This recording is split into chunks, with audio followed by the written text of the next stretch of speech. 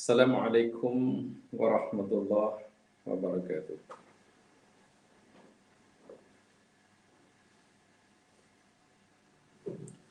Alhamdulillah nahmaduhu nasta'inuhu wa natubu ilaihi wa nastaghfiruh.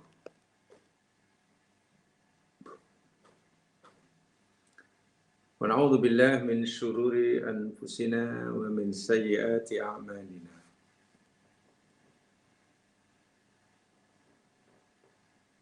May yahdihillahu fala mudilla lahu wa may yudlil fala hadiya lahu.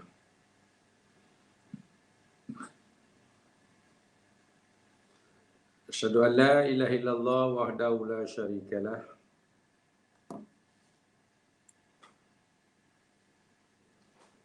wa asyhadu anna Muhammadan abduhu wa rasuluh. Allahumma salli ala Muhammad wa ala ali Muhammad kama sallaita ala Ibrahim wa ala ali Ibrahim wa barik ala Muhammad wa ala ali Muhammad kama barakta ala Ibrahim wa ala ali Ibrahim fil alamin innaka Hamidum Majid.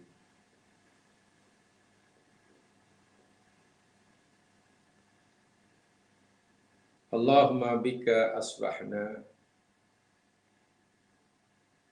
wa bika amsayna wa bika nahya wa bika namut wa ilaikan nusyur.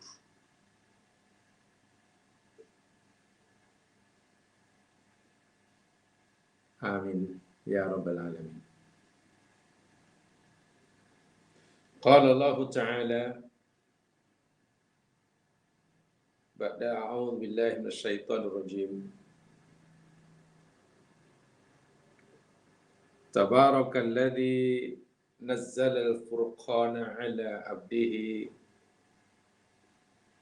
liyakuna lil 'alamina nadhira.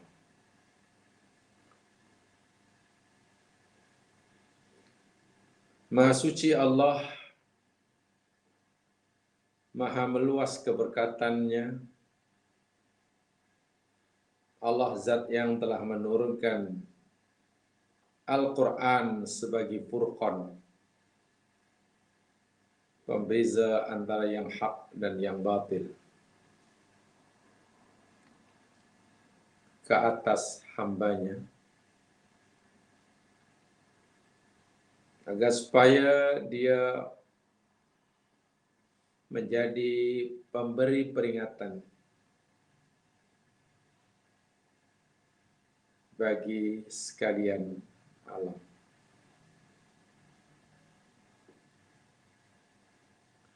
Para pendengar yang dirahmati Allah sekalian,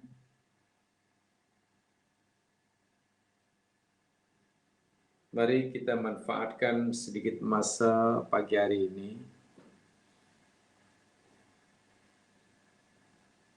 untuk sama-sama kita mengkaji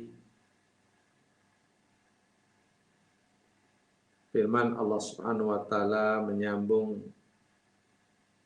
apa yang telah kita pelajari sama pada siri-siri yang lepas, yakni Suratul Hud.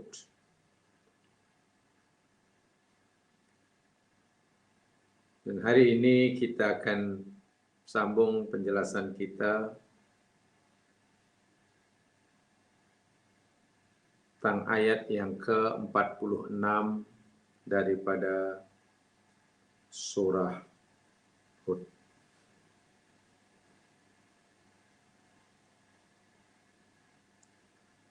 A'udzu billahi minasyaitonir rajim. Qala ya Nuh innahu laisa min ahlik innahu amalun ghairu salih fala tas'alni ma laysa laka bihi ilm inni a'izuka an takuna minal jahilin.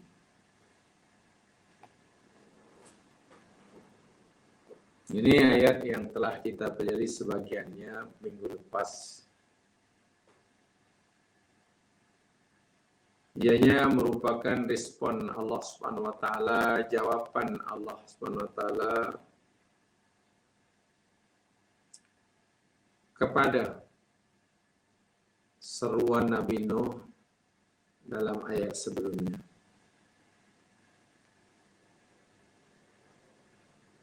Ketika Nabi Nuh bolehlah dikatakan bertanya, atau mungkin bolehlah Nabi Nuh menzahirkan rasa iskalnya, kalau boleh katakan begitu, kepada Allah tentang dibinasakan, ditenggelamkan salah seorang ahli keluarganya, yakni anaknya. Sedangkan sebelumnya Allah Ta'ala berjanji bahwa Allah akan selamatkan Nabi Nuh beserta keluarganya dan juga seluruh orang yang beriman. Saya tentu terlintas dalam pikiran Nabi Nuh seluruh ahli keluarganya diselamatkan, apatah lagi di situ disebut dan yang beriman.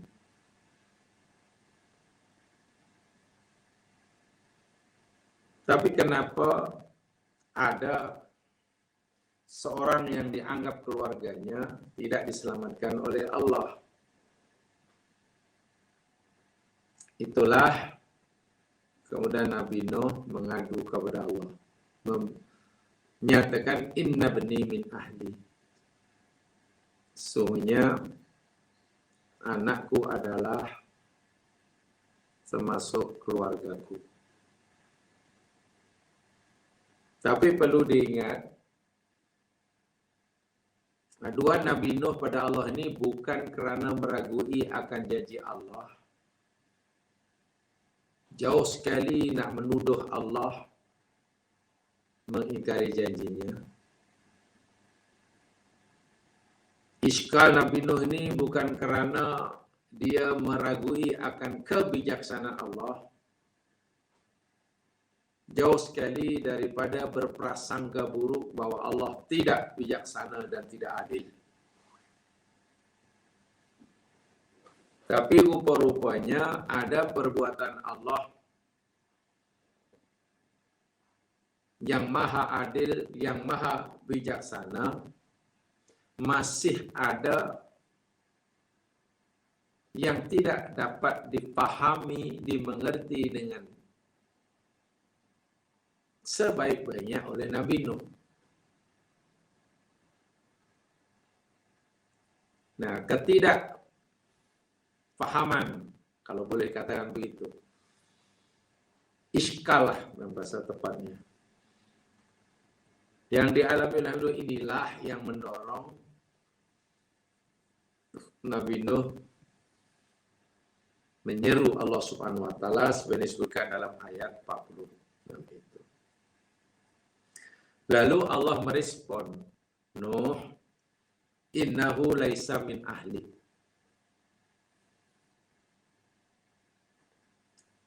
Anakmu yang aku tidak selamatkan, anakmu yang aku tenggelamkan di depan matamu, yang kamu dakwa, kamu akui sebagian dari ahli keluargamu itu, dia bukan ahli keluargamu.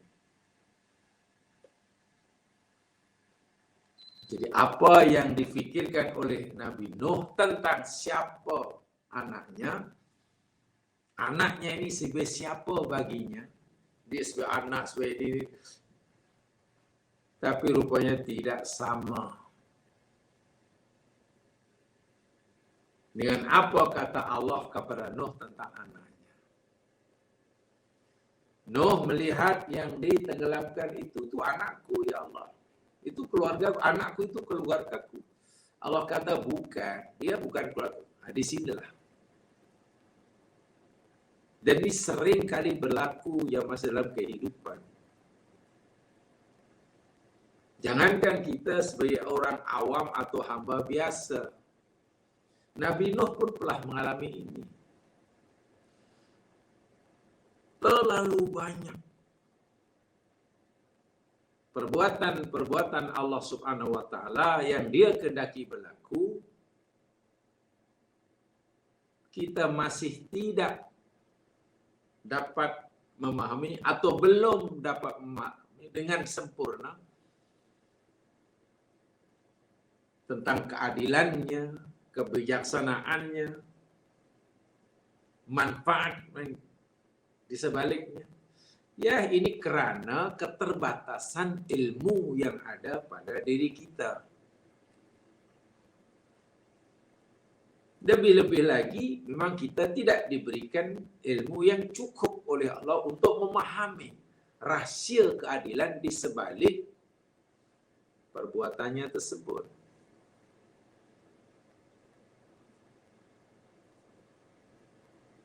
Jadi inilah yang perlu kita sadari bersama. Jika sesuatu yang berlaku atas diri kita, atau jika kehendak Allah yang berlaku ke atas diri kita itu tidak sama dengan apa yang kita kehendaki, yang kita mahukan, sedangkan minta maaf menurut kita tak sepatutnya berlaku seperti itu. Sepatutnya berlaku seperti ini. Itulah bahasa mudahnya. Memang sering kali menimbulkan iskal dalam hati kita dan kita akan tanya pada Allah. Mungkin pertanyaan yang dianggap sangat-sangat keras kepada Allah, bahkan dia sangat-sangat tidak sopan lah. Mungkin orang dengan mudah mengatakan, ya Allah kenapa engkau? Itu berat sekali. Kalau sudah kita tanya, ya Allah kenapa lah engkau buat macam itu? Habis tu, kita dah habis dah. Dah tak layak menjadi hamba. Nabi Nuh yang masih punya keyakinan yang jitu terhadap keadilan Allah dan kebijaksanaannya sekalipun, ketika berkata sesungguhnya anakku sebagai keluarga, itu pun ditegur oleh Allah. Bukan. Coba. Jadi di sinilah yang kita disuruhlah berusaha untuk memahami kerja Allah. Jika kita belum dapat memahaminya, di mana letak kaedah itu, kewajiban kita mencari, mempelajari, selalu merasakan keadilan Allah terhadap kita. Begitu.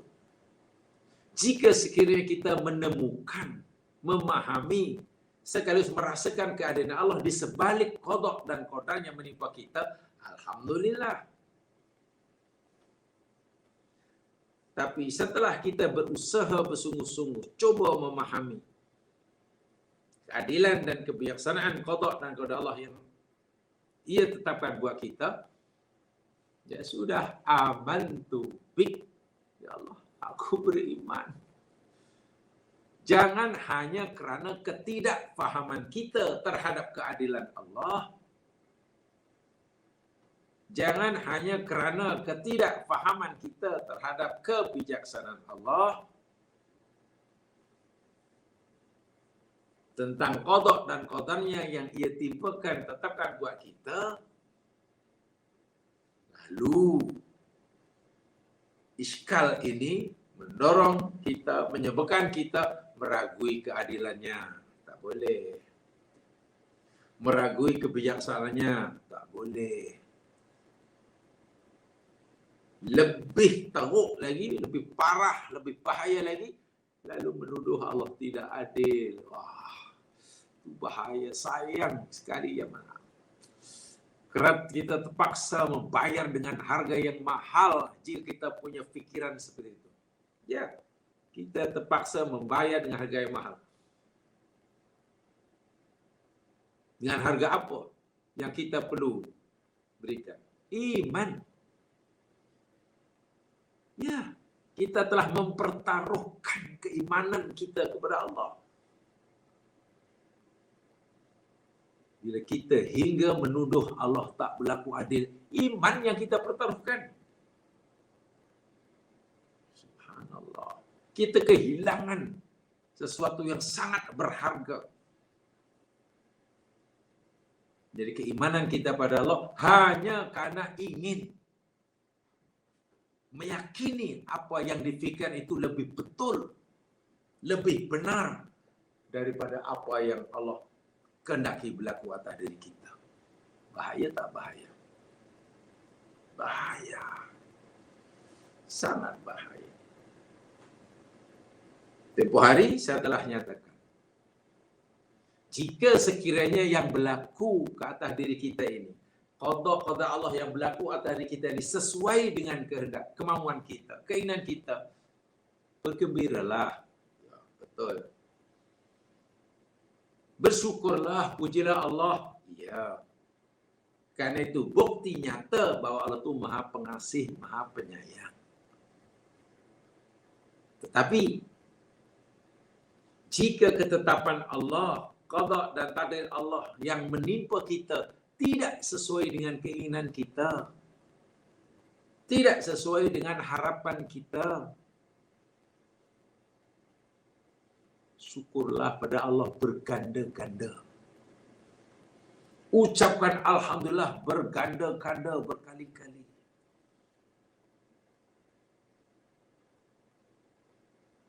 Kenapa? Ya, karena jika takdir dan qada Allah menimpa mereka itu sesuai dengan harapan kita, sesuai dengan keinginan kita, ya, yang berlaku itu yakni sesuai dengan keinginan kita, kan kita suka. Tapi jika qada dan qada Allah tidak sesuai dengan keinginan kita, kita wajib bersyukur berganda-ganda. Kenapa? Karena ia sesuai dengan keinginan Allah. Mana yang lebih baik? Dalam hidup ini mana yang lebih baik bagi kita? Sesuatu yang menimpa kita ini sesuai dengan keinginan kita kah atau sesuai dengan keinginan Allah? Rasakan itu. Jika kita telah mampu merasakan yang paling baik buat saya, dan diri ini merasa sangat bertuah, jika segala-gala yang berlaku dalam hidupku ini semuanya sesuai dengan kehendaknya. Sebab itu kehendaknya tentu lebih betul, lebih bijak, lebih baik daripada apa yang berlaku sesuai dengan kehendak kita. Itu. Lalu Allah berjawab pada Nabi Nuh, ini apa? Tegur Allah pada seorang nabinya ini. Innahu laisa min ahli. Dia itu bukan sebagai anak. Jelas itu. Nah, di sinilah kemudian ulama tafsir coba mau apa sebenarnya yang telah kita pelajari tempoh hari panjang lebar itulah, adakah dia anak kandungnya ke, adakah dia itu apa namanya, anak tirika, adakah dia anak kandung tetapi terputus, tak layak lagi dianggap sebagai keluarga karena berbeza keyakinan, berbeza agama, atau sebenarnya dia anak tiri, bukan anak betul, dan dia beriman tapi hanya pura-pura. Dalam bahasa kitanya munafik. Yang Nabi Nuh tak tahu yang dia itu sebenarnya munafik, pura-pura menerima ajaran Nabi Nuh. tapi hatinya lebih percaya kepada kepercayaan ibunya. Di sinilah ulamanya berbeza berapa daripada ayat ini. Itu ijtihad para ulama. Kemudian apa yang kedua? Innahu amalun ghairu sholih. Sesungguhnya ianya dia itu amal yang tidak baik. Di sini jamaah sekalian ulama pun berbeza pendapat. Innahu hu ni kembalinya pada siapa? Kalau kita tengok sebagian tafsir jamaah sekalian, bahkan apa yang kebanyakan hu itu kembalinya pada anak Nabi Nuh. Nuh, anakmu itu bukan ahli keluargamu. Karena sesungguhnya dia anakmu itu amal yang tidak baik, punya amal yang tidak soleh. Itu tafsir pertama. Ya, boleh jadi betul. Tapi ada ulama tafsir yang lain kata hak itu kembalinya bukan pada anak Nabi Nuh. Innahu sesungguhnya dia itu bukan pada anak Nabi Nuh. Kalau dia itu pada Nuh, kenapa khobarnya amalun? Kalau hu itu hak innahu dhamir itu kembalinya kepada anak Nabi Nuh. Dari segi bahasa sepatutnya khobarnya bukan amalun, mesti innahu katalah amilun. Benar. Innahu amilun ghairi solihin. Atau innahu amilu ghairu solihin atau innahu amilun ghairu solihin. Sesungguhnya dia itu pelaku, pengamal, orang yang mengamalkan, orang yang beramal, amal yang tak soleh. Tapi kenapa? Bukan isim fa'il, tapi ghair apa amal? Khobar. Bolehkah khobar ini menjadi predikat bagi seseorang? Katalah Muhammadun amalun ghairu soleh. Boleh ke? Muhammadun amalun ghairu soleh. Masdar jadi predikat dari khobar. Di situ pembicaraan nahwu sampai sejauh itu boleh.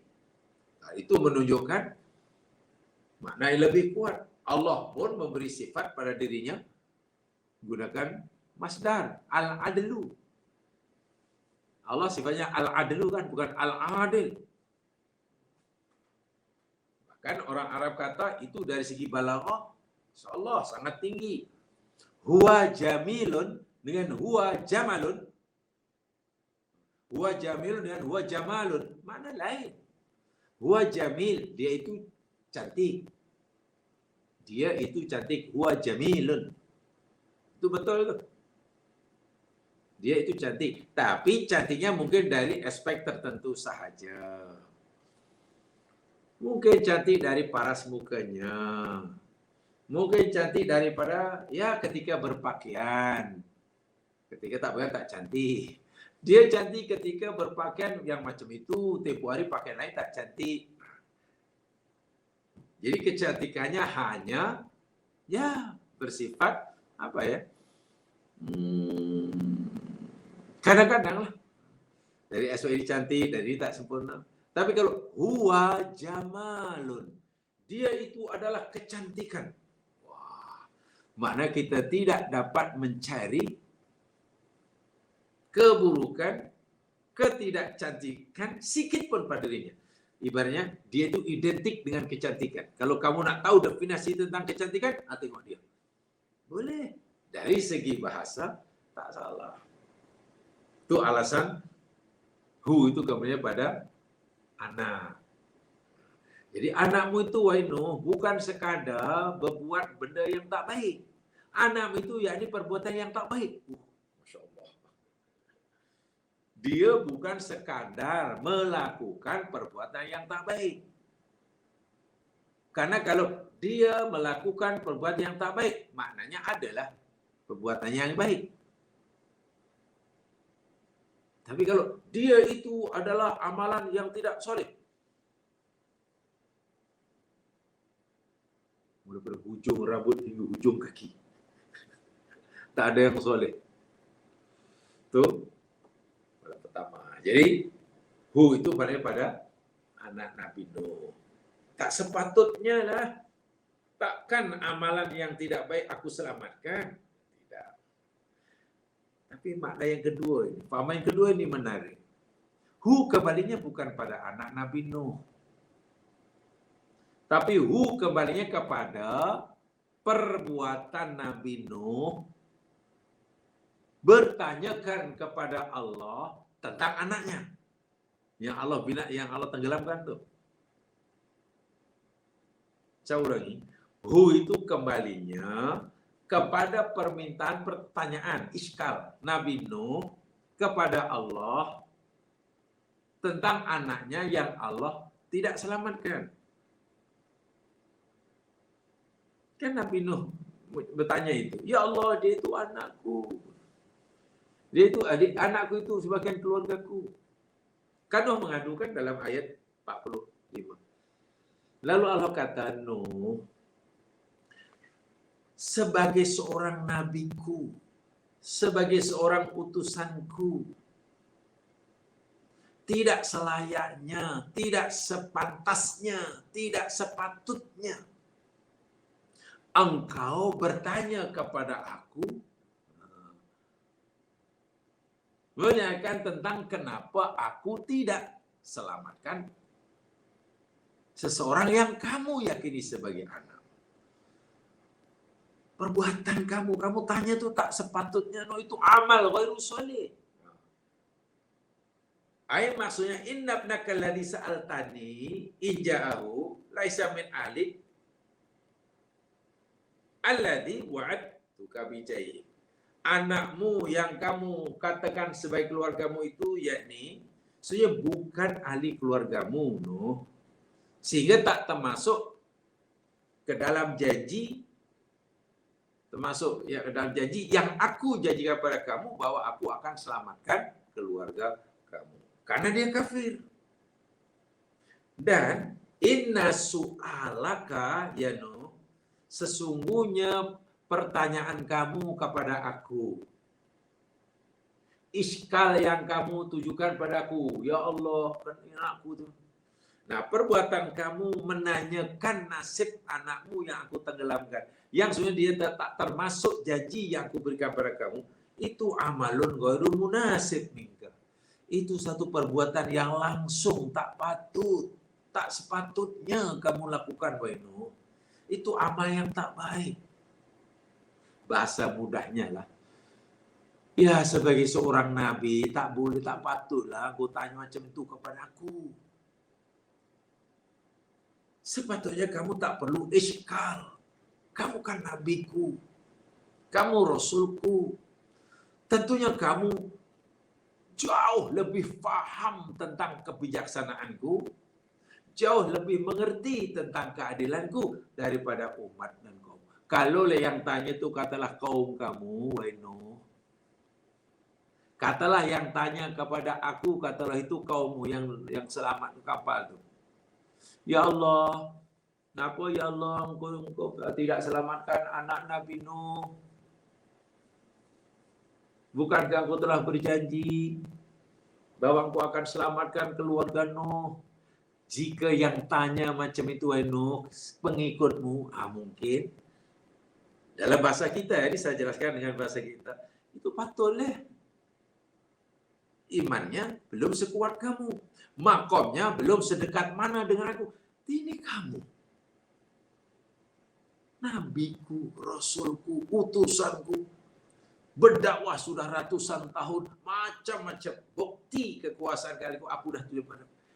Tiba-tiba kamu pula yang malah bertanya.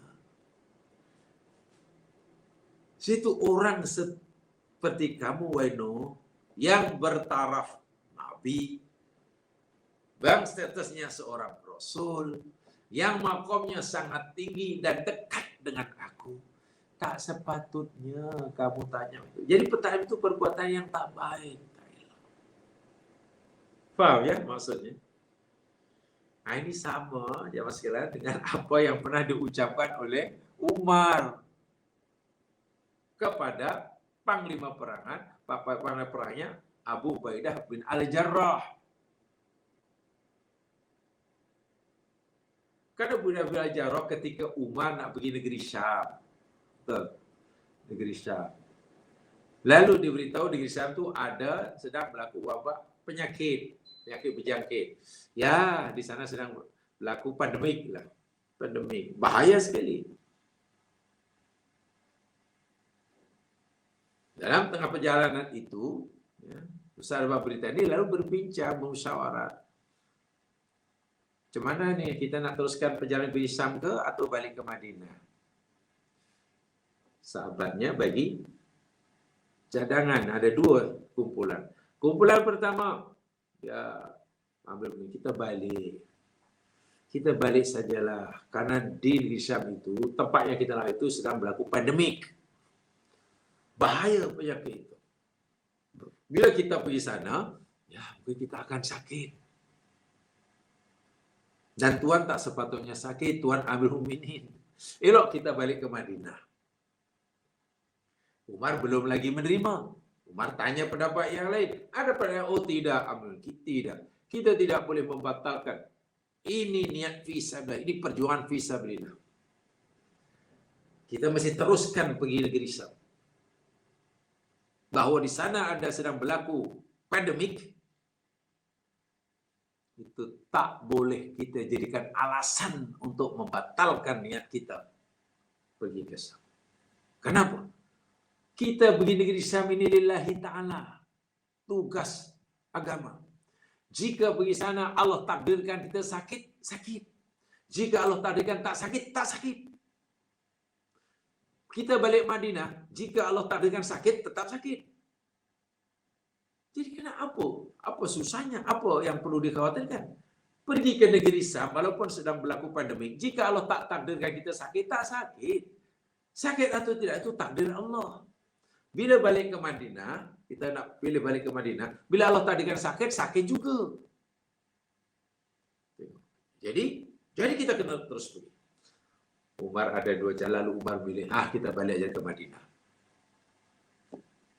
Umar balik ke Madinah, tak jadi. Pergi, melanjutkan perjalanan ke tempat yang sedang berlaku pandemik. Panglima perangnya, orang sangat dekat dengan Umar. Ya. Orang kepercayaan Umar, namanya Abu Hurairah bin Al-Jarrah, bertanya pada Umar, ketika Umar ingin balik itu. Ya Umar, atafirru min qadarillah. Umar, adakah engkau nak melarikan diri daripada takdir Allah? Macam mana? Adakah engkau nak melarikan diri pada takdir? Boleh ke? Kita pergi sana, kalau Allah takdirkan tak sakit, tak sakit. Kita balik ke Madinah, jika Allah takdirkan sakit, sakit. Kenapa engkau berikan? Adakah engkau nak melarikan diri pada takdir Allah? Umar tidak terus menjawab iya atau tidak, tapi Umar malah kata, laulah anaka, kalaulah bukan engkau yang bertanya itu. Wahai Abu Hurairah, kalaulah bukan engkau yang bertanya perkara ini, benda ini, Mas berhenti setakat itu ya, tak ada sambungannya, tak ada jawabnya. Kalaulah bukan engkau yang tanya, maknanya apa? Maknanya kalau yang tanya itu sama biasa mungkin akan dipukul oleh Umar ke,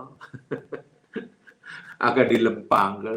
Engkau pula. Jadi Mas Umar, tak sepatutnya orang seperti engkau yang paling paham tentang aku, kepercayaan aku, malah engkau pula yang mempertikaikan kebijaksanaanku. Itulah maksudnya. Engkau ini orang kepercayaan aku. Yang lain tidak mempertikaikan kebiasaan aku. Justru engkau orang kepercayaan aku yang paling dekat dengan aku, yang mempertikaikan kebijaksanaan. Tak sepatutnya. Macam itulah lebih kurang. Nah Allah bertanya kepada Nabi Nuh itu macam itulah. Nuh, kenapa justru engkau yang menyoal aku, yang tanyakan tentang nasihat? Perbuatanmu bertanya pada aku tentang nasib anakmu itu amalun ghairus sholih. Ini makna yang kedua. Wallahu a'lam mana yang betul. Makna yang pertama ke innahu itu merujuk pada anaknya ke, atau innahu itu merujuk pada perbuatan Nabi Nuh? Bertanya pada Allah. Wallah, mungkin keduanya betul. Karena memang kalimatnya membuka penafsiran seperti itu. Susunan diksi ayat ini memungkinkan ada dua penafsiran seperti itu paling tidak. Sebab itu biasa perbezaan antara mufassir A dan B itu biasa sekali ya mas sekalian. Karena memang jika ayatnya, diksi ayat itu membuka penafsiran, memungkinkan adanya penafsiran lebih daripada satu. Itu kalau zaman baca tafsir. Sebab itu kalau saya ulangi tempoh hari saya katakan, kalau kita baca kitab tafsir, saat ini kata Bizar, jangan berhenti. Baca semuanya. Kalau perlu ada 7 tafsir berbeda, semuanya baca. Sehingga kita boleh, di samping menambahkan koleksi fikir, akhirnya kita boleh melihat mana agak-agak yang. Jangan malah baru baca tafsir ini dan kita yakin, lalu baca tafsir kedua, isinya bisa, terus kita tutup. Itu rugi kita. Rugi. Minta maaf kalau saya, jika membaca katalah 2 tafsir tentang satu ayat dan berbeda, saya akan baca keduanya. Bila ada 3 berbeda, saya akan baca. Sehingga kita melihat banyak. Ingat ya, karena apalagi kalau kita paham diksi ayat itu memang memungkinkan adanya penafsiran lebih daripada satu. Sehingga Allah tegur Nabi Nuh, itulah, Nuh, inna su'alaka ya Nuh amalun ghairu munasib minka. Pertanyaanmu kepada aku tentang anakmu yang kamu fikir itu keluargamu, yang kamu fikir ia termasuk janjiku kepadamu. Aku tenggelam itu tak sesuai Nuh, tak sesuai dengan makommu. Perbuatan itu tak soleh. La yasluhu liman huwa fi maqami. Langsung tak layak ditanyakan oleh orang yang makomnya seperti makom kamu. Sebab itu Nuh, aku ingatkan engkau. Fala tas'alni ma laisa laka bihi ilm. Keras teguran Allah. Jangan kamu tanya aku apa-apa yang kamu tak ada ilmu. Apa-apa yang ilmumu tidak sampai memahami. Di sini memang ujiannya mas kalian. Memang ujian. Nah inilah yang sering saya contohkan dalam surah Kahfi yang saya Jamaah sudah baca malam tadi atau pagi tadi. Ya. 3 episode yang dilalui oleh Nabi Musa. Kan Nabi Musa tanya kan. Nasib baik Nabi Musa bertanya kepada Khidir. Sehingga yang ditanya adalah manusia, yang bertanya pun manusia. Lagi pula Nabi Musa melihat Khidir memecah kapal, bunuh karena itu kehendak Khidir. Itu Nabi Musa, jadi tak salahlah bertanya. Walaupun syarat untuk jadi muridnya dan diberitahu jangan tanya. Lihat apa saja diam. Jangan tanya. Tapi ada Musa mana sambung melihat benda yang dinilai salah. Karena Nabi Musa melihat ini salah nih. Orang punya kapal itu dah cukup baik hati, kita diizin dibenar untuk menumpang. Sepatutnya terima kasih, kalau perlu bayarlah lebih. Kau malah buat rusak sana sini. Nah, kan tak susah kan memahami apa kebaikan di sebelah. Sehingga Musa pun bertanya. Walaupun sebenarnya sudah berjanji tak akan bertanya, lihat apa saja. Nah, di sini pun baru pemahaman atau ilmu yang Allah berikan pada Khidir tidak diberikan oleh Allah pada Musa. Sehingga Musa pun lain macam. Lebih dasar, lebih mengamuk istilahnya. Ketika melihat Khidir membunuh. Udah coba. Saya yakin kalaulah nih. Jikalau seandainya Khidir sebelum bertolak dari tempatnya, nak menumpang kapal, nak nanti jumpa anak dibunuh, nak bina tembok yang nak runtuh, katalah dah diberitahu lebih dahulu kepada Musa, kita nanti akan lalu gini-gini nih, dan kita akan melalui peristiwa gini-gini. Memang pelik menurut kamu. Mungkin kamu anggap salah, tapi Musa, jangan tergesa menyalahkan aku, karena aku lakukan itu semuanya atas perintah Allah. Betul. Kalau lah kita dah tahu macam tu, insyaAllah Musa pun tak akan tanya yang sekalian. Dengan salah. Jadi ya tak faham tak apa, tak tahu tak apa, tapi yang pasti jangan menyalahkan. Hanya karena tak tahu kita menurut Allah tak adil, itu yang tak boleh. Betul, jika sekiranya lah Nabi Khidir beritahu pada Musa, Musa kita nak berjalan, jauh ni perjalanan ni. Nanti ada 3 episod, kapal, jumpa budak, jumpa dinding yang runtuh, timbul runtuh, lalu aku begini. Ya, mesti kamu terkejut lah Musa. Kenapa aku lakukan itu? Tapi kamu jangan menyalahkan aku. Aku lakukan ini semua 100% perintah Allah. Pasti Musa tidak akan tanya. Tengok bagaimana beratnya ya nak memahami, susah. Patutlah Nabi Muhammad SAW, Nabi yang paling dikasih oleh Allah, paling khatamul mursalin pun Allah berikan Nabi Muhammad. Baca ya banyak-banyak. Ucapkan banyak-banyak Muhammad, Rabbi zidni ilman. Ada tu dalam Quran. Muhammad, rajinlah, sering-seringlah ya berdoa kepada aku, Rabbi zidni ilman. Masya Allah. Ya Allah, tambahkan pada aku ilmu. Maklumlah, ilmu yang kau berikan pada hamba ini sedikit.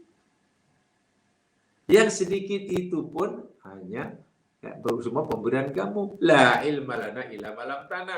Malaikat yang pandai, yang bijak, yang makamnya sangat dekat dengan Allah itu pun la ilma lana illa ma 'allamtana. Kami tak ada ilmu walaupun sedikit ya Allah. Kecuali ilmu sedikit itu pun ilmu yang Engkau ajarkan kepada kami. Jadi kami tahu sebab Engkau beritahu kami. Kalau tidak, kami ini bukan siapa-siapa. Itu malaikat. Nah, mengaku jahil di hadapan Allah itu bagus. Mengaku ilmunya sedikit, memahami ilmu Allah itu dituntut. Wala yuhituna bi syai'in min ilmihi illa bima syaa, dalam ayat kursi. Tengok Nabi Musa tegur. Jangan kamu tanya pada aku apa yang kamu tak tahu. Inni uhadiruka an takuna minal jahilin. Aku nasihatkan, aku ingatkan kau Musa. Jangan jadi orang bodoh. Wah. Keras tuh. Aku ingatkan, aku nasihati engkau Musa, jangan jadi orang bodoh. Sehingga kamu bertanya kepada aku apa-apa yang menyalahi pengetahuanmu. Oh. Apa-apa yang menyalahi ilmumu. Aku melakukan perbuatanku itu sesuai dengan ilmuku, kebijaksanaanku, keadilanku, kata Allah. Ya mungkin karena ilmuku maha luas tanpa had. Kebijaksanaanku yakni mutlak. Keadilanku adalah mutlak. Karena kemutlakan sifat-sifat dan buat itulah sehingga ilmumu yang sedikit tidak mampu memahaminya. Tapi jangan hanya kerana kamu tak mampu memahami keluasan keadilanku, kebijaksanaanku, karena ilmumu yang aku berikan sedikit, lalu kamu tuduh. Lalu dalam hatimu ada iskal. Aku tak adil. Aku tak bijaksana. Ini tak boleh. Itu bodoh Musa. Jangan. Aku nasihati kamu jadi orang. Jangan jadi orang. Jangan jadi orang bodoh. Masya Allah. Inilah yang saya katakan ya mas sekalian. Satu. Apa ya? Ya. Luar biasa lah. Bagi saya luar biasa sekali teguran Allah kepada Nabi Musa kepada Nabi Hud, Nabi Nuh, Nabi Nuh alaihi salam. Nabi Nuh alaihi salam. Ini kita hendaklah faham maksud apa yang Allah firmankan itu. Ya Allah firmankan itu. Baik, itu ya. Jadi aku nasihati engkau jangan jadi orang bodoh. Jangan jadi orang bodoh. Jamaah yang dirahmati Allah sekalian, setelah Nabi Nuh diingatkan oleh Allah dengan peringatan yang begitu keras. Ini karena iskal Nabi. Zaman sekarang gini ya, iskal Nabi Nuh dengan iskal Nabi Ibrahim tak sama. Sebab itu respon Allah kepada kedua Nabi, pada Nabi ini tak sama. Begini, Nabi Nuh dalam ayat ini, dia ada iskal. Iskal itu rasa ya muskil lah. Macam mana ya? Dia anakku, dia beriman pada aku. Allah dah janjikan nak selamatkan keluargaku, tapi dia tidak. Kan timbul iskal nih. Jadi iskal ini yang sekalian bila diteruskan, walaupun dia mengakui keadilan Allah, kalau dia tidak segera dibendung, dihentikan, boleh jadi nanti akan timbulkan suudzon kepada Allah. Sebab seakan-akan Nabi Nuh ini, Nabi Nuh ini macam meragui janji Allah. Jangan-jangan janji Allah tempoh hari hanya 99% yang ditunaikan. Yang 1% tidak. Contohnya ada keluarga. Coba kalau hingga iskal tadi melukan seperti itu salah. Sebab itu Allah tegur dengan peringatan yang keras. Aku nasihati engkau jangan jadi orang bodoh. Lain dengan iskal Nabi Ibrahim. Nabi Ibrahim juga pernah mengalami iskal seperti itu. Nabi yakin 100% Allah berkuasa menghidupkan orang-orang yang dah mati. Ya, 100%. Tak ada keraguan sedikit pun tentang kemampuan Allah, tentang kudrat Allah menghidupkan benda yang dah mati jika Allah kehendaki. Sedikit pun tak ada keraguan. Tapi yang Ibrahim ingin tahu bagaimana cara Allah menghidupkan. Bukan meragui kekuasaan Allah, ya beza tuh. Meragui kuasa Allah menghidupkan orang yang mati, itu menjejaskan akidah. Tapi seorang nabi seperti Nabi Ibrahim ingin mengetahui, itu pun kalau Allah benarkan. Ingin tahu macam mana Allah menghidupkan yang dah mati ini. Dia yakin Allah Maha berkuasa. Jadi bahasa mudahnya, ya Allah, aku percaya 100% bahwa Engkau ini Maha berkuasa menghidupkan benda-benda yang dah mati. Orang dah mati, aku percaya 100%.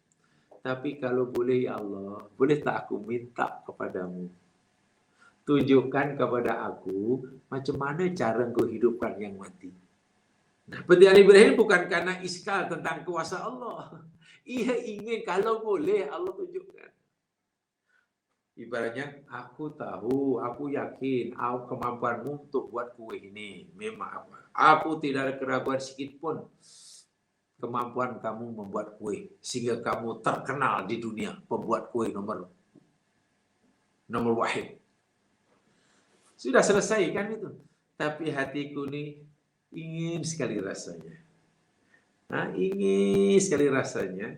Jika engkau sudi, boleh tak engkau beritahu aku macam mana cara buat kue itu ya? Macam mana cara masak? Itu pun kalau engkau sudi memberitahu. Nah, ini bukan iskal yang merusakkan akidah. Sebab itu Ibrahim pernah berkata, Rabbi arini kaifa tuhyil mauta. Wahai Tuhanku, perlihatkanlah kepada aku. Ini pun jika engkau kehendaki, jika engkau mau. Kaifa tuhyil mauta. Macam mana engkau hendak engkau menghidupkan orang-orang yang dah mati. Tengok. Ibrahim dalam hal ini, dalam pertanyaan ini, tidak ada sedikit pun rasa keraguan akan kekuasaan Allah. Meragu akan kemampuan Allah, tak ada sedikit pun. Hanya kalau Allah mahu. Bahasa Melayunya, bahasa kita, kalau Allah berkenan. Bahasa kita ya, kalau bahasa manusia. Atau kalau kita minta pada Tuanku, jika Tuanku berkenan mencemar duli, singgahlah ke rumah. Silalah bagilah kasut yang Tuanku pakai kepada itu. Jika dia berkenan permintaan, tidak meragui kedermawan dan sebagainya. Ya Allah, jika Engkau berkehendak, tunjukkan kepada aku macam mana Engkau hidupkan orang mati. Itu pun Allah masih belum terus melayannya. Allah masih tanya pada Ibrahim, walaupun Allah mengatakan. Qala, Allah berfirman, awalam tu'min, Ibrahim, engkau ingin mau aku tunjukkan bagaimana cara aku menghidupkan orang mati ini? Adakah engkau belum percaya pada aku, belum beriman bahwa aku ini berkuasa? Ditanya oleh, ini apa, engkau tak percaya lagi ke? Apa jawab Ibrahim? Qala bala, oh tidak begitu ya Allah, bukan. Aku minta engkau tunjukkan bagaimana engkau hidupkan orang mati, bukan karena aku tak percaya. Bukan karena aku meragui kekuasaan kamu, tapi lihat ma'inna qalbi, Masya Allah, agar hatiku jadi mutmainnah. Nabi Ibrahim seorang Khalilullah, tapi rupanya dia belum mendapatkan jiwa yang mutmainnah yang paling sempurna. Karena ada sesuatu yang masih mengganggunya. Allah itu berkuasa, tapi macam mana ya? Allah, macam mana cara Allah menghidupkan? Macam mana cara? Itu ada kan dalam surah Al-Baqarah, ya Mas boleh lihat ya, surah Al-Baqarah bagian-bagian akhir ayat 260 lah. Gitu. Ya, Al-Baqarah 260 kan 20, ya begitulah. Lalu Allah perintahkan Nabi Ibrahim kan, kalau begitu apalah Ibrahim, kau ambillah 4 ekor jenis burung, tangkap 4 ekor jenis burung, bukan 4 ekor burung, 4 jenis. Jadi 4 ekor burung dan berlainan jenisnya lah, merpati ke, gagak ke apa, campur 4.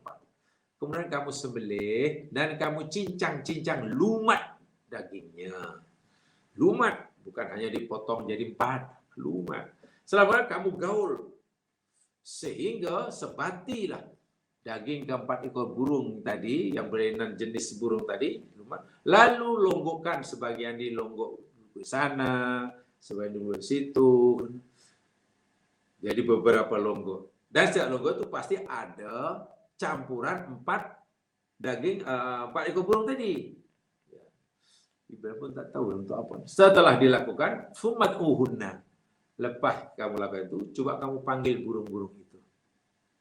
Wahai merpati, wahai gagak, wahai burung apa, anak kakatua, wahai kau panggillah, wahai burung hantu, yatina kasaya, yatina kasaya. Pasti burung itu akan datang, terbang, hidup, kemudian terbang mendatangimu dengan segera. Dan Ibrahim lakukan itu. Selepas dilakukan, baru dia aman tuh, ya Allah, aku beriman, ya Allah. Dia sudah beriman kepada kuasa Allah. Sekarang kita lagi tenang. Walaupun Ibrahim masih tidak tahu lagi bagaimana cara Allah menghidupkan. Tengok. Jadi ilmu menghidupkan orang yang mati, Allah tak akan beritahu pada sesiapa. Allah hanya tunjukkan yang dia berkuasa menghidupkan benda yang dah mati. Dan Ibrahim telah puas. Oh, rupanya dia tak boleh. Rupanya memang Allah tak akan bagilah. Kalau kita rayu pun Allah tak akan kabulkanlah. Macam kalau kita rayu Allah supaya Allah tunjukkan kita bagaimana ilmu menghidupkan benda yang mati, Allah tak akan beritahu. Aku pernah minta, kata Ibrahim, Allah hanya beritahu aku yang dia berkuasa dan ditunjukkan depan mataku. Ya sudah. Tapi Allah tidak marah kan kepada Ibrahim. Tidak menegur dengan bahasa yang keras kan? Ya karena Ibrahim iskalnya benda yang lain. Sementara Nabi Nuh iskalnya benda yang lain. Tengok ya mas sekalian. Nabi pun ketika ada iskal dan mengadu kepada Allah, cara Allah meresponnya berbeza-beza.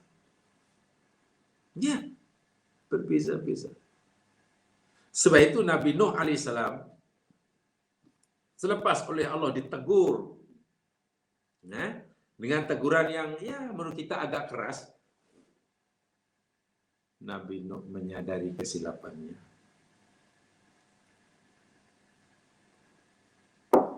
Nabi Nuh berkata di dalam ayat yang ke-47 selepasnya. Coba perhatikan. Ayat 47 itu Allah ceritakan ucapan Nabi Nuh.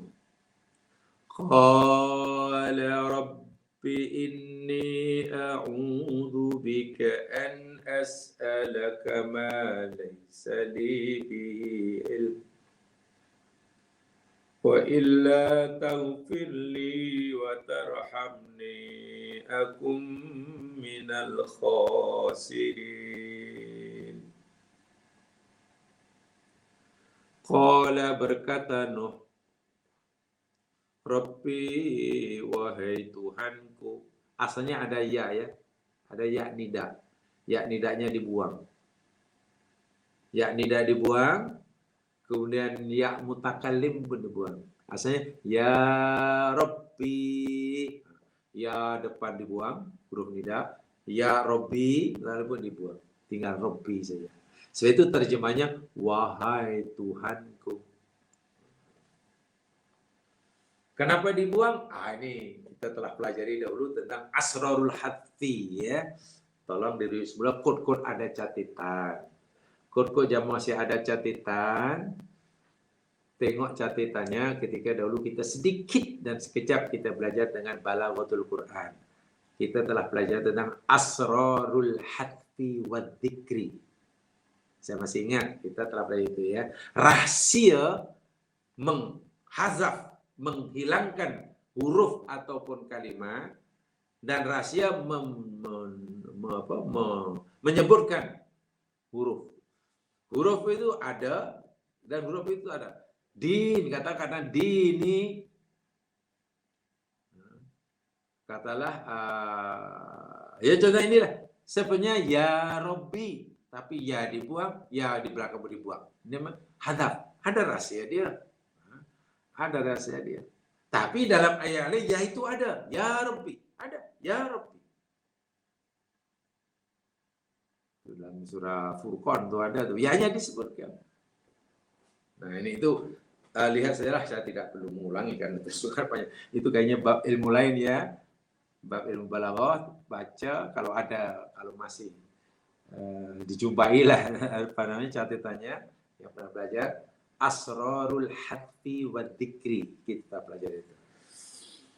Wahai Tuhanku, kata Nabi Nuh, ini sesungguhnya aku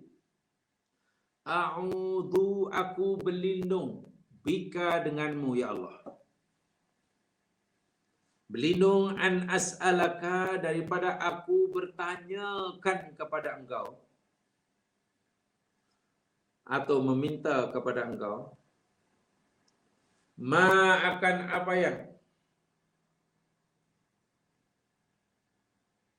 laisa tiada li bagiku bihi padanya nyama ilmu. Menurut kaidah bahasa ya Mas, secara basicnya lah. Sa'ala ini kalau di belakang tidak ada ainun, itu maknanya meminta. Tetapi kalau sa'ala belakang ada maknanya bertanya. Paham ya? Contoh, amma yatasaalun. Kan ada ma. Tapi letak depan lah sepatutnya, kalau ikut bahasa di belakang lah. Yatasaaluna amma. Jadi karena sa'ala itu ada maknanya bertanya. Tasa'ala itu saling bertanya. Mereka adalah orang-orang yang saling bertanya, berdebat tentang apa? Sa'ala ada maknanya bertanya. As'aluka saya nak tanya awak tentang. Itu bertanya. Tapi kalau as'aluka, tak ada maknanya meminta, memohon. Jadi di sini makna tepatnya yakni meminta. Baik Tuhanku, aku berlindung denganmu daripada aku meminta kepadamu sesuatu yang aku tak ada ilmu sedikit pun. Karena engkau tegur aku, ya Allah, Nuh, jangan tanya aku apa yang, jangan engkau minta pada aku apa yang kau tak ada ilmu. Aku nasihati engkau jangan jadi orang bodoh. Lalu Nabi Nuh menyadari kesalahan, ya Allah, aku berlindung denganmu, ya Allah, daripada permintaanku kepadamu, tak ada sesuatu yang aku tak ada ilmu. Disinilah kesadaran Nuh menyadari kesilapannya. Dan setiap kesalahan yang dilakukan oleh hamba, oleh Nabi, ya pasti ada balasannya yang tak baik. Bahasa agama balas tak baik itu siksa dah. Tapi di sini kita tak akan kata Nabi Nuh disiksa. Sebab itu dia berlindung dengan Allah agar Allah beri pelindungan daripada siksaan, kalau itu siksaan, atau daripada celaan, kalau itu berkecelaan, kalau itu kemurkaan, jangan sampai menimpa dirinya akibat kesilapannya. Itu na'udhu. Ada ya'udhu. Yang mana saya a'udhu itu mana al-iltija ilal ghair. Kalau kita jangan tengok dalam kamus, al-aud itu mana al-iltija'u ilal ghair. Wa ta'alluqu bihi. Kita mencari perlindungan kepada yang lain selain diri kita. Dan kita bergantung harap dengannya. Menyandarkan harapan hanya kepadanya. Itu dia berlindung. Contoh nih. Ini belum, jangan ada kaitkan dengan masalah akidah ya. Ini sekadar contoh. Kita susah. Kita ada masalah. Maaf masalahnya yakni masalah orang susah. Apa masalah orang susah? Masalahnya yakni dikejar-kejar oleh ahlum. Dikejar-kejar oleh ahlum. Kenapa? Karena kegagalan dia membayar pinjamannya kepada ahlum. Sebenarnya ahlum itu bukan bukan peminjam ya, bertolong itu pemeras tuh. Ya oke lah, karena salah ya salah kan salah pada ahlum tak mau bayar. Macam nak bayar? Dulu cari pinjaman itu susah, sekarang tiba masa bayar lagi susah karena berganda-ganda. Dikejar-kejar, lalu kita tak maulah ahlum ni menyakiti kita, mencederkan kita, dan lebih lagi membunuh kita. Kita pula tak mampu nak melawannya. Macam mana? Kita pun carilah wang kuat, orang ada pengaruh, lalu kita tahu, cik, a'udzubika. Cik, aku datang ni nak berlindung denganmu. Maknanya aku mohon pada Tuhan, tolonglah bagi pelindungan kepada diriku ini daripada kejaran ahlum. Jangan sampai niat jahat ahlum ini untuk membinasakan, mencederakan diriku ini berjaya. Pastikan dia gagal. Nah, permintaan kita yang sekarang kepada Tuhan yang tadi, agar dia memberi pelindungan kepada kita daripada kejahatan kejaran si ahlum yang akan menimpa kita. Itu namanya al-aus. Al-aus. Jadi bila kita al-aus, maknanya kita menyadari yang kita tidak punya, minta maaf, kita tidak punya kekuatan, kemampuan untuk menghalang madarat yang datang dari luar kita yang akan menimpa kita. Ya kita cari. Yaitu bila kita ta'awuz, kita mesti menyadari yang kita lemah. Baik. Allah suruh kita, bila setiap kali baca Al-Quran, kita suruh ta'awuz. Baca, a'udhu billahi minasyaitani ar-rajimi. Itu kan ta'awuz. A'udhu. Ya Allah, aku berlindung kepadamu, denganmu. Minasyaiton, daripada setan. Setan ini nak menggoda kita, menyesatkan kita, ya ringkas kata nak menjahanamkan kita lah. Sementara kita tidak punya kemampuan yang cukup untuk mengalahkannya. tidak punya tenaga yang cukup untuk mengalahkannya. Dalam ini dulu pernah kita pelajari rahasia setan dulu dan jin dan setan. Dah tahun-tahun dulu lah kita pelajari. Mungkin Jawa yang masih ada buku boleh tengok bukunya itu. Satu di antara kelemahan kita berbanding setan bila kita disuruh bergaduh lah, berlawan lah. Satu di antaranya menurut Al-Quran, mereka dapat melihat kita, kita tak dapat melihat mereka. Anda bayangkan, dua boxer, dua peninju masuk ke ring untuk berlawan tinju boxing. A dan B. A dengan badahnya yang pejal sana sini, sehat, kuat, pendengaran bagus, gerakan bagus, penglihatan bagus. B pula, walaupun kuat, minta maaf dia buta. B buta, B peka. Lalu suruh berlawan tinju. Belum berlawan pun kita sudah tahu siapa yang menang, siapa yang kalah. Kemungkinan untuk menang bagi ini sangat besar. Apa tidaknya musuhnya buta, lawannya buta. 99.99% B pasti kalah lah. Nak tumbuh pun tak nampak yang nak ditumbuk. Tak kena sasaran dia. Nak mengelak pun tak tahu. Nak mengelak tumbukan lawan tak tahu. Pun ya, bandel lah. Macam ni ibarat kita dengan syaitan ni.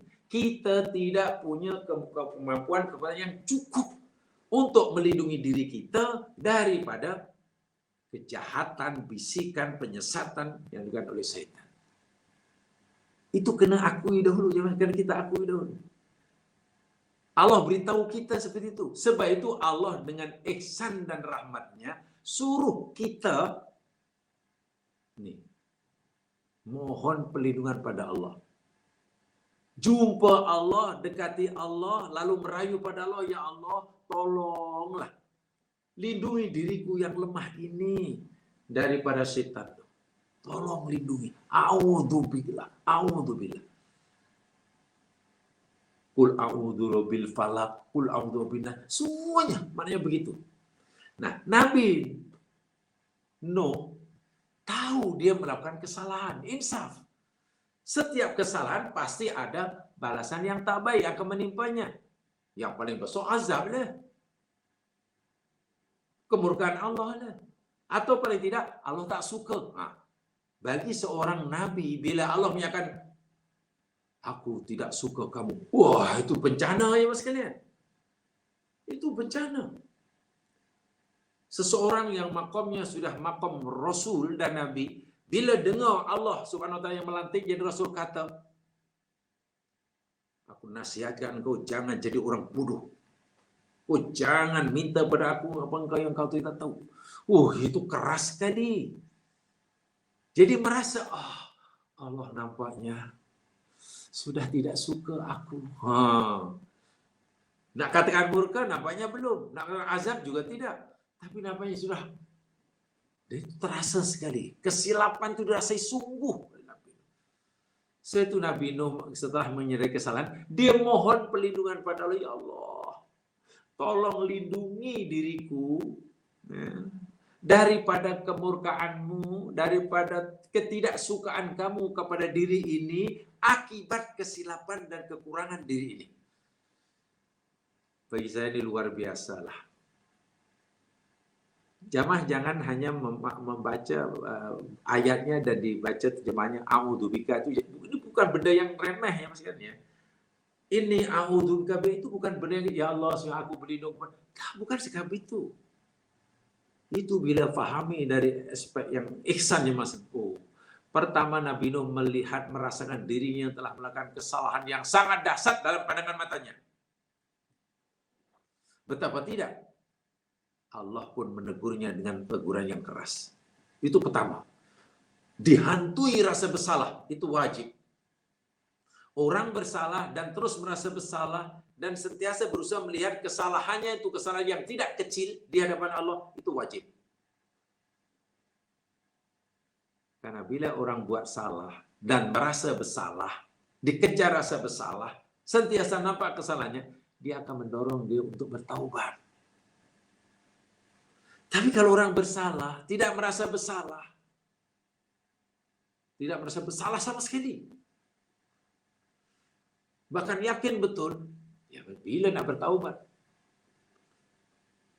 sehingga rasa takut pun tak ada. Minta maaf ya, minta ini tak ada kena-mengena, hanya untuk memperjelas saja. Orang buat salah sehingga tak ada rasa takut, tak rasa bersalah dan tak takut pada kesalahannya, balasannya. Bahkan tak ada rasa malu buat salah. Habislah bila orang bersalah dan tak ada rasa malu. Anda didapati bersalah karena mencuri. Masuk mahkamah. Saksi cukup. Barang yang dicuri itu cop jari kita ada di benda yang kita curi itu. Curi apa? Curi apalah. Curi di rumah orang. Pendakwa raya mendakwa kita pun puas hati dengan hukuman dijatuhkan. Peguam bila kita pun yakin, puas hati. Kemudian dijatuhkan itu adil karena memang kita mencuri. Tiba-tiba kita tak rasa bersalah, masih mendakwa betul. Bahkan kita menumbuhkan rasa tidak bersalah, rasa bangga, bahkan rasa tak malu. Coba mana? Orang keluar, rupanya pencuri hari itu curi, rupanya dia yang curi ayam. Ini curi zaman dahulu ya. Dia curi ayam kita. Patutlah ayam kita si hilang. Pisang belakang rumah dia yang curi, tengok rumah. Kita dah bersalah, dia keluar sampai senyum-senyum. Tak ada rasa malu. Coba macam mana? Ada peluang untuk bertaubat. Nabi Nuh AS ditegur seperti itu, dan Nabi Nuh itu ketua yang keras. Dia, ya Allah, kalau teguranmu kepada aku ini sangat keras, ya Allah, ini bermakna Engkau sangat murka kepada aku, ya Allah. Tidakkah aku betul-betul tak patut aku lakukan, ya Allah. Hamba-Mu silap, ya Allah. Bila silap maknanya, ya nanti patutlah dapat balasan yang tak baik. Tapi sebelum balasan-Mu itu, ya Allah, Engkau timbang pada aku, ya Allah. Aku berlindung dengan-Mu. Kerana yang boleh menolak kemurkaan-Ku kepadaku hanya Engkau. Tak ada siapa yang boleh menolak kemurkaan-Ku kepadaku. Hanya Engkau, ya Allah, yang boleh menolak, menafi, menghilangkan kemurkaan-Mu kepada aku, ditukar menjadi pengampunan-Mu. Hanya Engkau. Ini pengajaran yang penting yang sebenarnya bila orang salah pada Allah itu minta ampunnya pada Allah. Kita ni pelik. Ada kita buat salah pada Allah, kesalahan itu kesalahan agama padahal, tapi kita minta ampunnya pada manusia. Tak pelik, tak pelik.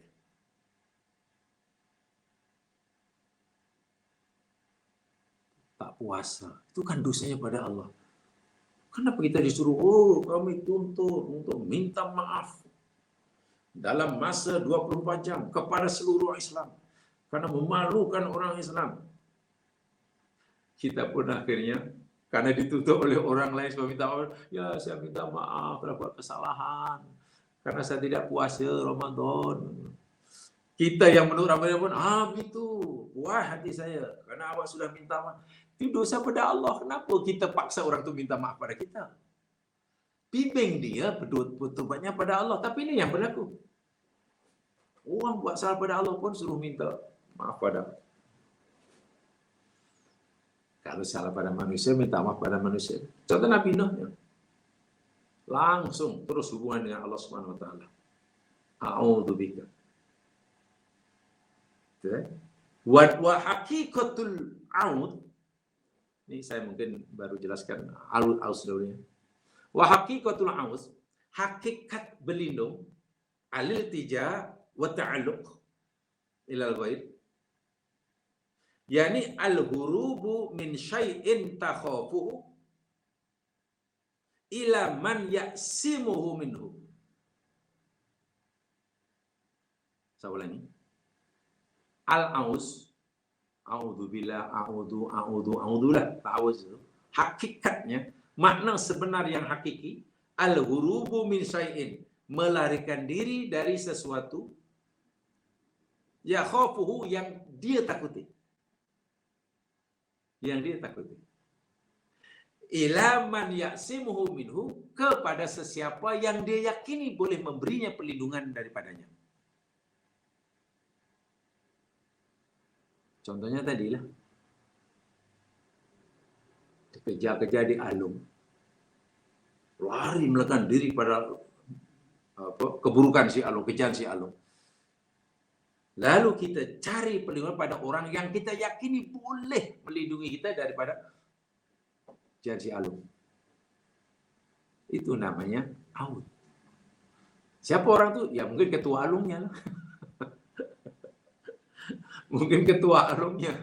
Ketua Alung, karena yang menjawab tadi hanya staf kecilnya, pegawai pekerja yang kecilnya. Ya. Baik, pertanyaan. Siapa? Kita melarikan diri, kita tak mau disesatkan oleh setan. Okey. Kita tidak mau digoda oleh syaitan, betul. Tak mau dijahankan oleh syaitan, betul. Kita pula tak punya kemampuan untuk melawannya, ya. Maka orang yang bijak, orang yang minta perlindungan kepada sesiapa yang boleh memberi perlindungan kita daripada syaitan. Siapa yang boleh beri perlindungan secara benar, yang sempurna daripada syaitan? Yang empunya syaitan, mencipta syaitan. Siapa yang mencipta iblis syaitan? Allah lah. Allah itu kan penciptanya. Ya mas sekalian, ini sebenarnya dijelaskan panjang lebar ya, kalau bab yang ada zaman sebenarnya boleh baca dalam kitab dikarang oleh Ibnu Qayyim Al-Jauziyah. Bisa rujuk di sana. Kitab Ibnu Qayyim Al-Jauziyah, nama kitabnya Bada'i'ul Fawaid. Dalam kitabnya Bada'i'ul Fawaid itu ada. Dan Ibnu Qayyim luar biasa. Kalau Imam Ghazali dalam Ihya-nya memberi contoh, kenapa kita a'udzubillahi minasyaitonir rajim kepada Allah, kenapa tidak kepada setan aja? Imam Ghazali ibaratnya, jika kamu nak mengolah kambing, jika kamu pekebun, punya kebun yang penuh dengan tanaman, sedangkan jiran kamu ini mengembala kambing dan suka melepaskan kambingnya di dekat dengan kebun kita. Sehingga seringkali kambing piaranya itu masuk ke kebun kita, makan tanaman kita, hancurlah. Kita halau kambing yang sini keluar, kambing yang sana masuk. Kita halau sana keluar. Penat. Kalau kita menghalau sendiri kambing yang jumlahnya tidak sedikit tuh, kita halau yang sebelah kanan keluar, sebelah kiri masuk. Kita lari sebelah kiri, sebelah kanan masuk. Sebelah belakang. Penat. Kita tak mampu. Kata Imam Ghazali, perbuatan kamu itu sia-sia. Ada cara yang paling mudah. Bagaimana caranya? Jumpa aja tuan punya kambing. Kamu kenal kan tuan? Oh kenal. Jiran saya kebetulan. Nah, kamu temui jiran kamu yang punya kambing itu, merayu dia. Tuan, saudaraku, jiranku, kami datang ini mohonlah jasa baik kamu. Karena kambingmu sering sekali masuk kebun kami, makan tanaman, rusak, dan kami penat nak menjaganya, menghalau sebab itu. Tolonglah minta ihsan kasihan kami, boleh tak kamu lepaskan kambing-kambing itu di tempat yang lain. Carilah padang ragut yang lain, janganlah dekat dengan kebun kami. Karena kita merayu, kita baik dengan orang itu. Oh ya, masih. Iya. Mulai besok, saya akan lepaskan kambing kami jauh daripada kebun kamu. Sehingga kamu boleh tidur nyenyak di rumah. Katalah tuannya tadi mengkabulkannya. Dan mulai besok kambingnya dah lepas mana-mana. Tenang kita. Hanya perlu jumpa tuannya. Begitulah kata Imam Al-Ghazali. Kalau nak berlindung daripada gangguan setan, temuilah yang mencipta setan. Yang mencipta setan itu Tuhan. Ya, ini Allah Subhanahu wa taala. Ya Allah, a'udzubillah. Selesai kalau Allah kabulkan. Salahnya Allah kabulkan dan kita sungguh-sungguh. Nah sekarang, yang kita takuti ini bukan daripada setan. Yang Nuh takuti bukan daripada setan. Apa yang Nuh takuti? Sesuatu yang akan menimpa dirinya yang Nuh takuti apa? Kemurkaan Allah. Paling tidak kebencian Allah. Paling tidak ketidaksukaan Allah. Kalau dalam bahasa kita, ini bahasa manusia ya. Maaf saya gunakan bahasa manusia untuk memudahkan fahaman. Nuh mohon pada Allah ini kalau dalam bahasa kita Allah tersinggung. Itu kalau bahasa kita lah. Ya, saya tidak tahu bahasa yang tepat untuk memudahkan pemahaman. Allah tersinggung. Ih, macam ini Nabi aku. Ya, sebagai seorang nabi kekasih melakukan perbuatan yang menyebabkan kekasihnya tersinggung, sedih. Wah, ini mesti marah nih. Ini mesti. Jadi Nabi Nuh takut pada sesuatu yang akan menimpa. Dan sesuatu yang ditakut itu datang daripada Allah, kemurkaannya. Cara yang paling tepat, ya minta perlindungan kepada Dia lah. Sebab yang boleh mengubah kemurkaan Allah menjadi kasih sayangnya hanya Dia. Itu kata Ibnu Qayyim dalam Bada'iul Fawaid. Sama lebih kurang sama. Begitu cara mereka memahami ayat walaupun pendek, a'udzubika. Pendek aja ya. Karena jika kita ingin melarikan diri daripada kemurkaan Allah, mencari perlindungan tapi bukan pada Allah, sia-sia. Ya, sia-sia. Takut diazab oleh Allah karena kesalahan kita. Lalu cari apa? Cari perlindungan. Perlindungan kemana? Ya siap-siap tempah baju khalis azab umpamanya. Sia-sia. Segera kena kembalinya firru ilallah. Dekati dia. Itu pesanan Al-Quran sendiri diberikan para ulama. Bila kita merasa terlalu banyak kesalahan kita di hadapan Allah, merasa diri kita ini kotor sekotor-kotornya, jangan kita menjauhkan daripada Allah, justru dekati. Jika seluruh tempat di dunia kita telah pergi karena kita mampu, macam-macam dosa yang pernah dilakukan, tiba-tiba mata batin kita menjadi celek, sehingga nampak dosa terlalu banyak, takut kita. Ketika merasa berdosa sangat kuat, sedang kita mampu, jangan tangguh-tangguh, terus saja pergi haji. Merayu kepada Allah di rumahnya sana. Menangis di Multazam. Itu sebenarnya perlu dilakukan, bukan takut nak pergi haji tunggu bersih dahulu. Saya belum suci lah, saya masih banyak kotor, masih banyak dosa, hati belum siap. Apanya segan nak pergi haji sebab masih kotor. Kata orang kalau jiwa masih kotor banyak dosa nanti pergi haji tak boleh balik, bingung di sana. Itu khurafat yang pelik-pelik tu. Justru orang yang banyak dosa dan mengakui dosa itulah yang Allah lambai-lambai. Mari. Sari'un. Cepat datang, cepat. Jangan malah lari. Kalau kamu betul takut aku, dekati. Itu bahasanya.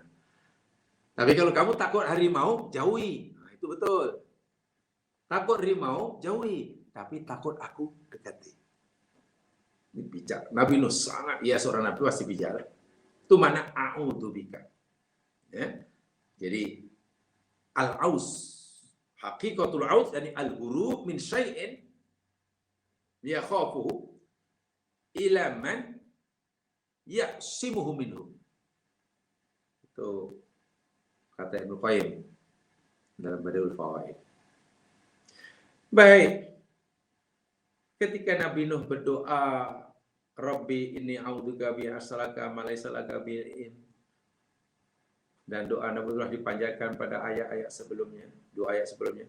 Inna Nuh alaihissalam innama sa'ala rabbahu su'al istifham. Sesungguhnya ketika Nabi Nuh bertanya pada Allah dalam ayat yang sebelumnya itu, dua sebelumnya kita pelajari itulah innabni min ahli itu. Itu sebenarnya soalul istifham misalnya. Ya. Jadi pertanyaan yang tentunya ingin tahu. Coba saya tadi ada iskal. Ya. Kaifa yagriku ya Rabbi, kaifa yugraku waladim ma'aman gharik. Wahai Tuhanku, cemana anakku ditenggelamkan juga bersama orang yang turut tenggelam. Waqad wa'atani binajati ahli, sedang engkau telah menjanjikan pada aku bahwa keluargaku engkau akan selamatkan. Wa wa'dukal haq, tapi aku yakin janjimu ini benar belaka. Dan engkau tidak pernah ingkar janji. Tapi kaifa gharika wa huwa man min ahli? Tapi kenapa keluargaku, anakku itu dan dia keluargaku engkau tenggelamkan sedang dia termasuk keluarga aku? Walaupun aku yakin engkau itu maha bijaksana. Nah, disinilah Allah menjawab tuh, innahu laisa min ahlik tadi. Dia bukan anakmu. Dan dia tidak termasuk orang yang aku berjanji nak menyelamatkan. Nak beri keselamatan. Ini innama wa'adtuka binajati man amana min ahlik. Karena aku, apa yang aku janjikan bahwa aku akan selamatkan keluargamu itu, yakni hanya mereka yang beriman. Dan aku tahu anakmu itu, yang kamu anakmu keluarga itu tidak beriman. Kalau kamu nampak iman itu hanya pura-pura. Fala tatlub minni malam ta'lam akibatahu wa ma'lahu. Kamu jangan tanyalah kepada aku. Kamu jangan tanya pada aku. Jangan minta pada aku sesuatu yang kamu tak ada tahu, tak cukup. Maknanya permintaan kamu langsung tak berasas. Itulah kalau bahasa mudahnya. Mungkin kamu berhak meminta pada aku pun suruh kamu tanya. You kalau minta, ud'uni astajib lakum, mintalah, aku yang suruh. Tapi permintaanmu kepada aku yang satu ini tak berasas. Itulah. Bahkan tak sepatutnya dipanjatkan oleh orang yang aku lantik sebagai utusan. Itulah teguran tuh. Jadi di situ yang Nabi Nuh, Masya Allah, sedar menyadari kesilapannya. Ya mas sekalian, mungkin untuk sementara itu saja. Ada beberapa perkara khasnya tentang apa pengajaran yang boleh kita ambil daripada ayat ini. 47 ini ada pengajaran yang sangat penting ya untuk kita hayati dan kita amalkan. Walaupun lagi sekali ini kisah, tapi pengajaran yang ada dalam kisah itu sangat-sangat berharga untuk meningkatkan ubudiyah kita. Untuk meningkatkan ubudiyah kita. Jadi bisa saya sampaikan, kurang lebih mohon dimaafkan.